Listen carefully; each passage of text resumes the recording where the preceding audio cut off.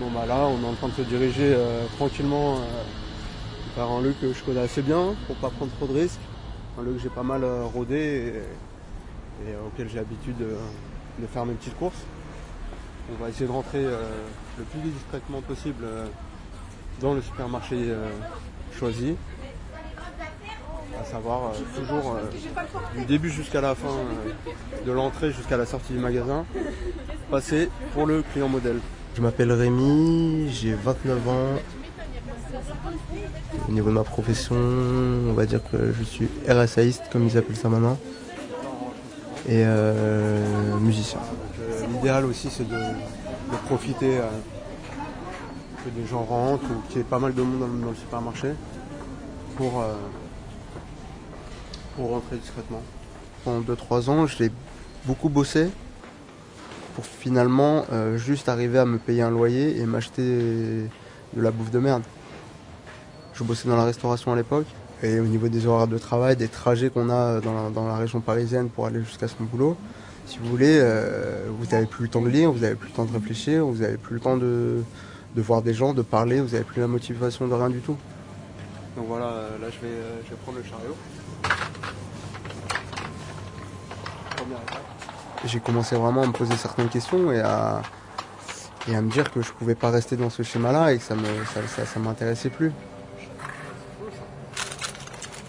Des petits châteaux brillants, des fourrés, des pavés de Ramsey, des tournes d'eau. Donc voilà, donc là, toujours regarder s'il n'y a pas de petits bits dessus. Prendre les plus chers, voilà, 12 € les deux, 15,60 les deux. Hop. Je mets ça dans le chariot. Disons que dans toute activité illégale, il y a le fait que tu perdures vient essentiellement de toi, ta faculté à déjouer les gens d'en face. Mais évidemment, il y a le facteur chance qui joue. Tu peux pas le nier. Je prends des petites dorades.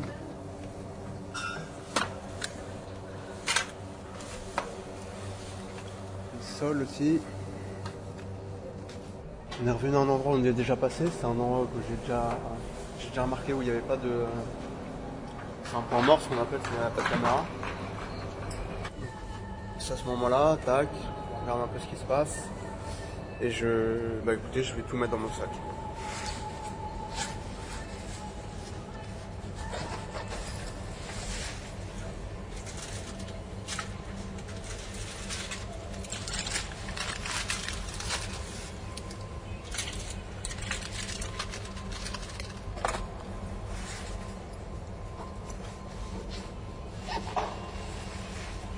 Voilà.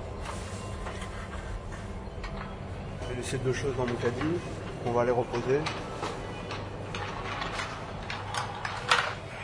Ah là je vois qu'il y a ils ont mis des nouvelles bouteilles de champagne. Bon 20 € la bouteille, c'est pas terrible, on va voir s'il n'y en a pas d'autres. Je pense que c'est pas Noël mais pourquoi pas prendre 2 bouteilles, il me reste un peu de place dans le sac. Ah.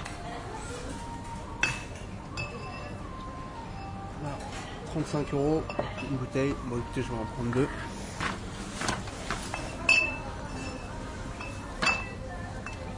Quand vous êtes en train de voler, finalement, c'est quand même assez fatigant au niveau du jeu. C'est-à-dire qu'on ne doit pas paraître pour un voleur, donc il y a aussi des habits à prendre. Donc moi, je prends des habits un peu de bobo, le mec qui sort de son boulot avec sa petite mallette. Mais c'est quand même assez... Des fois, j'ai un peu la flemme. Si vous voulez, je fais pas ça forcément avec le sourire en me disant oui, j'adore ce que je fais. Non, je préférais ne pas le faire. J'ai suffisamment d'exemples autour de moi pour prendre référence sur les consommateurs qui m'entourent dans les supermarchés. Donc il y a un rythme à adopter, surtout ne pas aller directement au rayon où on veut voler. Toujours s'arrêter toutes les 2-3 minutes dans un rayon, regarder les prix, tourner les paquets, repartir, aller doucement. Pour vraiment que si jamais il y a des personnes derrière leur caméra ou que le mec de la sécurité à l'entrée vos pistes. Il faut vraiment qu'au bout d'un moment, ils se disent ah non, lui c'est vraiment un client modèle, je me suis trompé, c'est pas un voleur. C'est le sac complètement rempli à ras-bord. On va reposer le caddie et sortir tranquillement.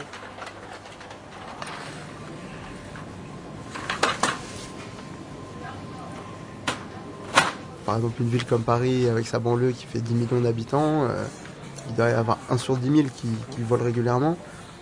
C'est une victoire totale de la société de consommation sur les gens.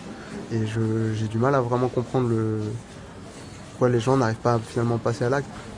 Donc là, on vient de passer devant le mec de la sécurité et on voit qu'il n'a même pas fait attention à moi et qu'il parlait à un ami à lui. Donc, Déjà, qu'est-ce que tu as à dire sur le magasin? Qu'est-ce que tu as à dire sur le magasin? N'oublie pas. J'ai à dire beaucoup de choses. J'ai vu l'augmentation. Après. Quoi? Et après? Et après, je veux l'augmentation, c'est tout, c'est déjà pas mal. L'augmentation de quoi? Ah bah, je ne sais Le pas. salaire, il faut.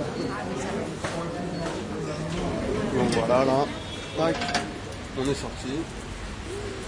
Bon, il pleuviote un peu, mais bon bah pareil, hein, sorti tranquille. Le même rythme un peu normal. Donc voilà, bah écoute, on sort avec quoi? On a 8 pièces de viande, on va avoir 6 ou 8 poissons, du foie gras, on aura bien 800 grammes de fromage et 2 bouteilles de champagne. Arte. Ça me permet de faire la semaine tranquillement et de profiter un peu de la vie autrement Radio. qu'en tirant la langue. Donc voilà, on continue à marcher, on va aller en faire un autre. Quoi? Qu'est-ce que t'en dis? Comme.